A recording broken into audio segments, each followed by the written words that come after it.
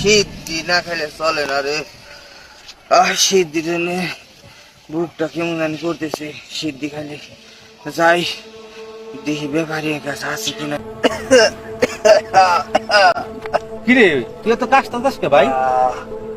আসতেছি সিদ্ধি খাইলে, তাই সিদ্ধির জন্য একটু ব্যাপারী খাবে দিদি। তোর তো যে অবস্থা তুই তো বাঁচবি না বেশি দিন। এই সব ছাই পাশ খাওয়া বাদ দে, তুই ডাক্তারের কাছে যে পরীক্ষা টরীক্ষা করায় দেখ তোর কি হয়েছে। না এসে সিদ্ধি খালি সব ঠিক হয়ে যাবে। সিদ্ধি খাইলে ঠিক হইব? সব পাঙ্খা পাঙ্খা আল্লাহ মাতাল, সিদ্ধি খাইলে বলে সব ঠিক হইব? আহ, এলাকার যুব সমাজ তো নষ্ট হয়ে গেল। এই যুব সমাজকে কিভাবে এই নেশার থেকে ফেরানো যায়? এইভাবে চলতে থাকলে এলাকার একটা ছেলে ভালো থাকবে না, সব ছেলেই নেশা করবে।